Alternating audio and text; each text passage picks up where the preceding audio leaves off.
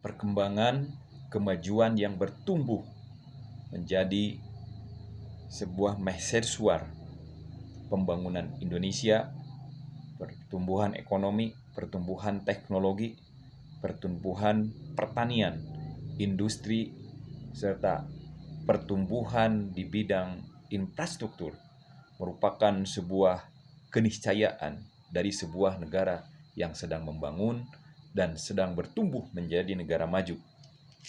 Akan tetapi mari kita lihat sesuatu hal yang bertumbuh untuk menuju kepada kemajuan tanpa pondasi yang kokoh, dasar pondasinya dilemahkan, itu semua adalah mimpi. Sebuah pernyataan berkata bahwa berhayal dalam mimpi adalah kenyataan yang sedang terjadi di negara yang begitu makmur, negara yang begitu kaya, yaitu negara kita tercinta, Indonesia. Untuk menjadi negara yang menjadi superpower di bidang politik, ekonomi, sosial, dan menciptakan peradaban yang bermartabat untuk seluruh manusia yang ada di Indonesia dan warga dunia. Salah satunya adalah bagaimana pondasi dasarnya, yaitu pendidikan menjadi konsep yang jangan dan tidak boleh dilupakan. Konsep ini akan berjalan ketika negara, pemerintah lahir untuk membangkitkan semua struktural di dunia pendidikan, khususnya guru, bagaimana guru menjadi sebuah figur yang betul-betul dihargai, dihormati. Program yang lama, guru-guru yang sudah mengabdi dengan berpuluh-puluh tahun, bahkan ada yang sampai pensiun, statusnya sampai tidak memiliki tunjangan apa-apa. Bahkan honornya hanya 200-300 ribu.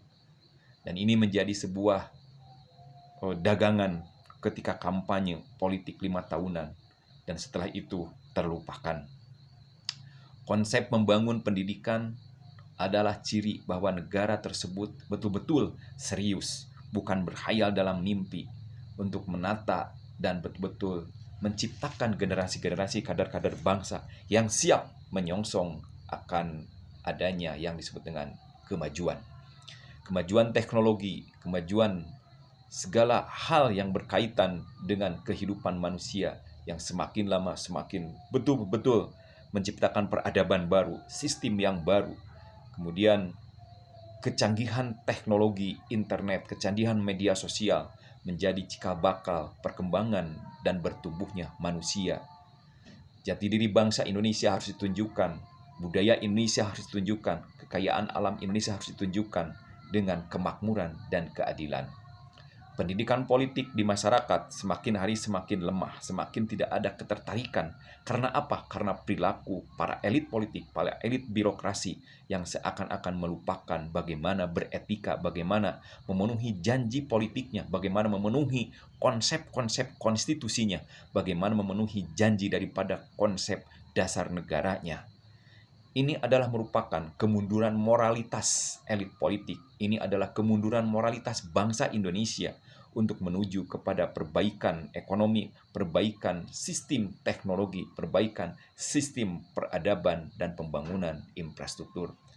Pembangunan bukan hanya infrastruktur, pembangunan harus seimbang, ada pembangunan suprastruktur, dan merubah struktur yang selalu menjadi ikon kebesaran dan kekuasaan.